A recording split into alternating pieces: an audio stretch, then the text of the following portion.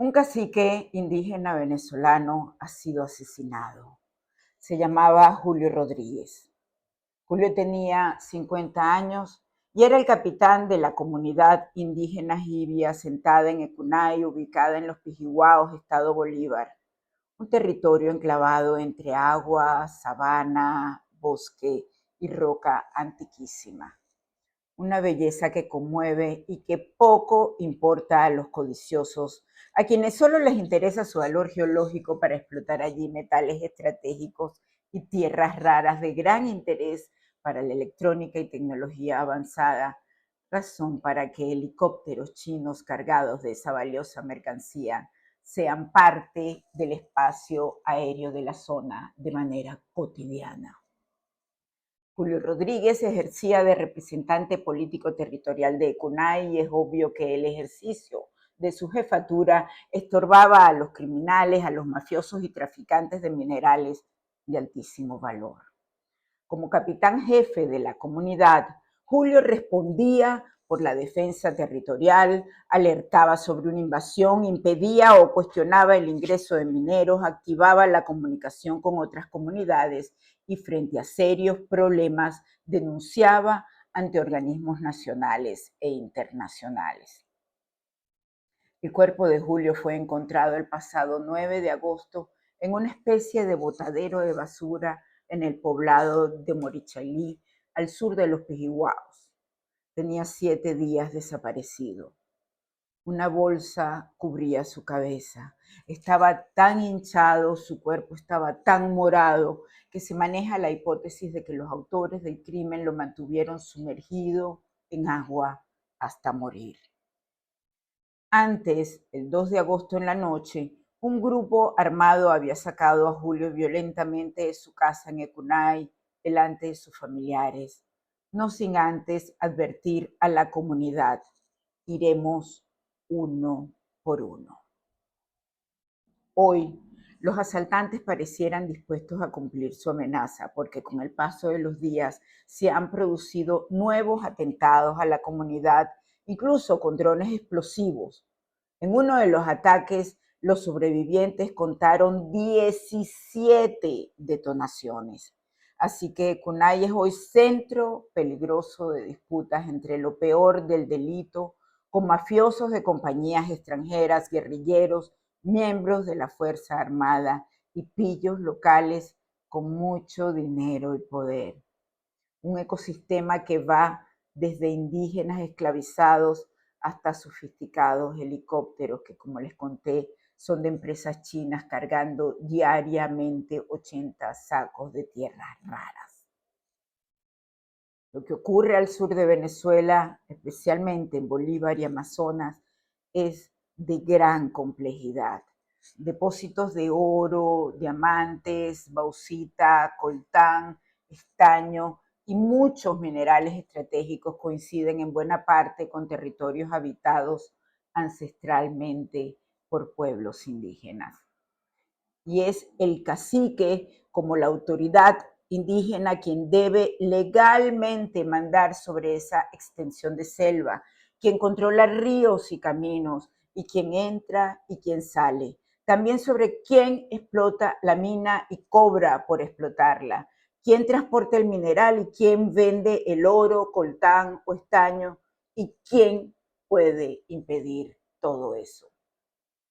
Y es así porque el Estado reconoce jurídicamente la relación territorial preexistente de los indígenas como originarios.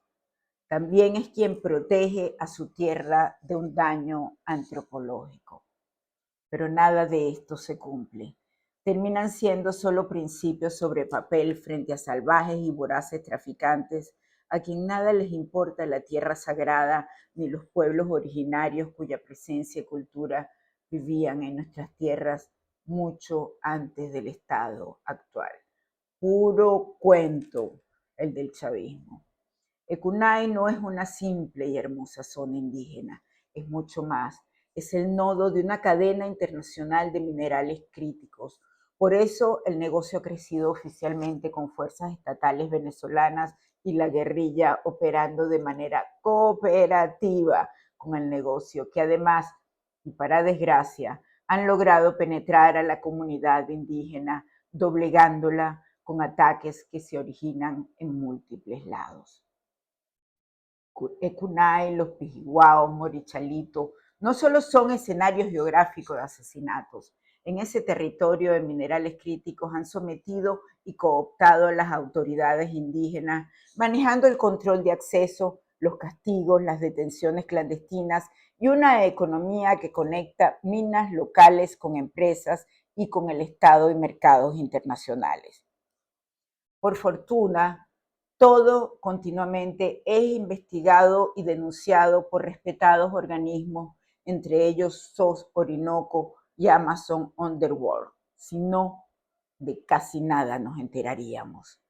El capitán Julio Rodríguez se había convertido en estorbo para la explotación de coltán y casiterita y por eso le habían enviado mensajeros. De hecho, la ministra de los Pueblos Indígenas, Clara Vidal, había acudido a la zona semanas antes del asesinato de Julio al encabezar una actividad junto a la gobernadora de Bolívar, Yulisbeth García. Ambas juntas son como para encender cualquier alarma. Obviamente a las autoridades del gobierno interino no les interesa investigar la responsabilidad en el crimen de Julio Rodríguez, ni siquiera a su hermano Raúl, militante del PSV. Raúl Rodríguez, también nacido en Ecunay y quien ha sido viceministro del territorio comunal de Valles, Sabanas y Tepuyes, es hoy director general del territorio indígena de ríos, sierras y bosques de la selva amazónica. Raúl, en una esquela publicada en Facebook, se cuidó de no solicitar la investigación del crimen de su hermano Julio.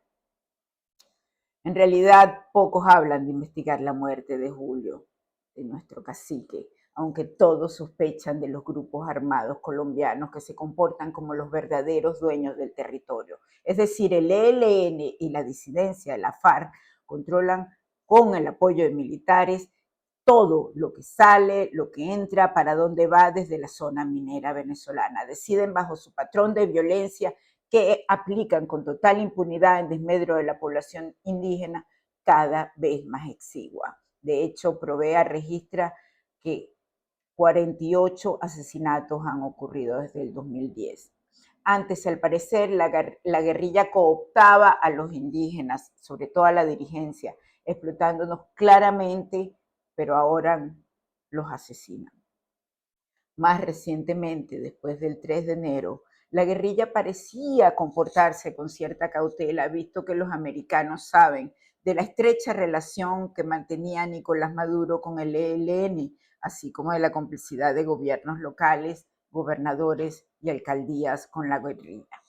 Por eso, ante la teórica prudencia del ELN, las sospechas de la responsabilidad en el asesinato del cacique Julio Rodríguez han recaído sobre la disidencia de la FARC. Pero eso no descarta que sea cualquiera de los dos. Hay que sospechar de ambos que actúan con impunidad. Lo cierto es que los guerrilleros ejercen funciones de Estado. Son acuerdos de convivencia donde se han repartido territorios, minas y rutas de narcotráfico en Amazonas y el noroeste del estado Bolívar. Controlan también las vías de acceso con sistemas de seguridad de las comunicaciones y derecho a ejercer la intimidación, la tortura y hasta las ejecuciones. Se trata de un negocio de grandes dimensiones por el que se teme que nuestros indígenas terminen emigrando para salvar sus vidas. Y no sería la primera vez. Ha sucedido antes y sería imperdonable que volviera a ocurrir. ¿Recuerdan? Los Pemones tuvieron que huir hacia Brasil ante su indefensión y la amenaza de ser aniquilados por los grupos irregulares que avanzaban en la extracción de oro y también por la persecución chavista. Muy concretamente, el episodio central de febrero de 2019 viene al caso. Fue en la Gran Sabana, en territorio del pueblo Pemón, cerca de la frontera con Brasil. Entonces Venezuela gritaba por ayuda humanitaria, la cual era promovida por la oposición, en general por todo el país. Pero entonces Nicolás Maduro ordenó cerrar la frontera y movilizó fuerzas militares hacia Santa Elena de Guairén.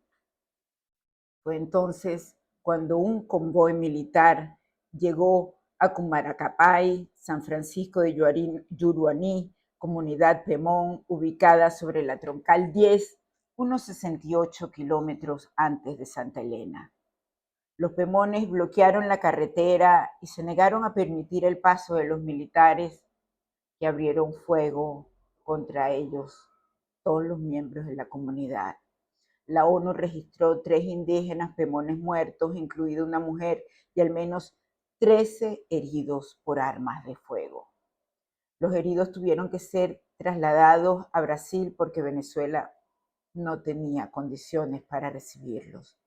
Al día siguiente, la violencia se extendió a Santa Elena de Guairén con represión, grupos armados del régimen y, por supuesto, detenciones. Una brutal violencia que en definitiva generó la huida extraordinaria y dolorosa de los pemones. Familias pemones abandonaron sus comunidades atravesando durante horas la selva, a pie por supuesto, evitando ser masacrados por grupos armados de Maduro. Meses después, más de 1.300 pemones venezolanos habían llegado a Brasil, a una comunidad indígena de ese país. El escenario actual se muestra más preocupante en tanto Venezuela, ahora, cuando se teme el desplazamiento de grupos delictivos y guerrilleros, puede tener que recibir a quienes están huyendo de la lucha contra sediciosos que ha emprendido el presidente de Colombia, Abelardo del Espriella, especialmente corredores como los Pijihuao, que funcionan como retaguardia y corredor logístico o espacio de explotación económica. Peligro por todos lados. Y es que mantener la paz de un país, brindar la seguridad de sus habitantes y proteger su territorio no debería ser asunto menor. Sin embargo, en Venezuela tenemos décadas en las que quienes han estado en el poder han conspirado con lo peor del crimen, se han asociado con ellos, pervirtiendo además a las instituciones, colocando al servicio del crimen a los gobernantes de la Fuerza Armada, dejando a la población desasistida. Así son. Los espero en un próximo episodio que, si activan la campanita, les avisará apenas lo coloque. Gracias por sus comentarios y por tanto cariño.